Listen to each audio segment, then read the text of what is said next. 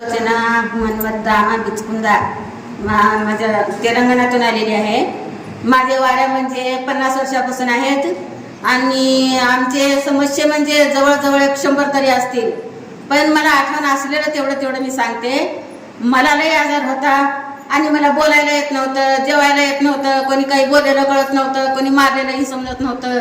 असल्या व्यवस्थेमध्ये मला मलकापूरला भेटलं मलकापूर मला आणि मला चांगलं झालं. पुन्हा नंतर आता बाप्पाकडून लई म्हणजे लईच आमच्या समस्या पार पडले आणि माझ्या मुलाचं लग्न सुद्धा बाप्पांनी स्वतः थांबून माझ्या मुलाचं लग्न केले आणि बाप्पाच्या आशीर्वादानं आमचं सगळं चांगलं झालं. आणि माझा मुलगा नांदेडमध्ये काम करत होता. मग अचानक शिवरात्री पुढे घरला आला. मग म्हटला दवाखान्यात दाखवून घेऊन आला. रिपोर्ट दाखवला मला, पण झाकून ठेवला. मला संशय आला. मी रिपोर्ट काढून बघितले, त्याच्यात लाल अक्षर लिहिलेलं होतं. तर मी त्याला आग्रह केला सांगायला. तर शिवरात्र होती पुढे. मग म्हटला गोळ्या झाली संपल्यानंतर कमी होईल, नाही तर पुन्हा असं समस्या सांगितला म्हटल्याबरोबर मग बाप्पाला सांगितले. बाप्पा मग ह्याची लघवीमध्ये त्रास सांगितलंय. मग पुन्हा त्रास होतोय म्हणतोय म्हटल्याबरोबर बाप्पांनी माती उचलून दिले. माती लगेच तोंडात घातल्याबरोबर सकाळीच लघवी पांढरी झाली आणि त्याच्या नंतर दवाखान्यात गेलेला नाही. मग त्याच्यानंतर सगळं काम आमचं बिघडलेलं सगळं काम बाप्पांनी आम्हाला चांगलं केले. पुन्हा मुलाचं लग्न झालं आणि 3 नातू झाले. आमचं सगळं संसार सुधारला. पुन्हा मधवा नातू काय झालं म्हणजे त्याला असंच उलट्या संडास होत होता. मी दवाखान्यात नेले, निजामाबादच्या दवाखान्यात.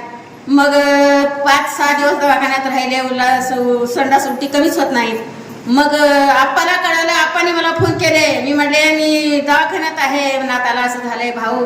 मग आप्पाने काय म्हणले, त्यानं मग अपेंडिक्स म्हणतोय म्हटल्याबरोबर मग अपेंडिक्स गोळ्या लिहिलंय का. तर मी म्हटले नाही, रिपोर्ट काढून बघा, राजूला विचारा म्हटल्याबरोबर मग रिपोर्ट काढून बघितलं. मग ते अपेंडिक्सच्या गोळ्या लिहिलेलं नाही. मग ऑपरेशन करावं म्हणताय, सोमवारी ऑपरेशन करूच राहावं म्हणताय म्हटल्याबरोबर आप्पाने काय म्हणले, त्याच्याकडं ऑपरेशन नव्हतं. मग ऑपरेशनला हैदराबादला डॉक्टरचं नाव लिहून दिलं. आप्पांनी म्हणले राजू माझा मुलगा म्हटला आम्हाला काहीच ओळख नाही हैदराबादचं कसं करायचं. तर आप्पांनी म्हणले तुला सगळं भेटत, तुझा दवाखान्यात पहिले 8 दिवस पुढे 7 दिवस पुढे आहे गुरुवार. मग 7 दिवसाच्या गोळ्या घेऊन तुझ्या पोराला घेऊन इकडे पाठवून दे म्हणले. मग लगेच बसस्टँडमध्ये त्याच डॉक्टरनंच भेटला माझ्या मुलाला. मग घेऊन गेले दवाखान्यात. मग गोळ्या 7 दिवसाच्या घेऊन आल्या. मी आप्पाला म्हटले मग संडास उलट्यामध्ये मी कसं येऊ मलकापूरला. तर आप्पांनी म्हटले काहीच होणार नाही, तुम्ही घेऊन या. मग माझ्या नाताला घेऊन इथं आलो. काय संडास झाला नाही, उलटी झाला नाही. सुरक्षा आतापर्यंत मी ठणठणीत आहे. आणि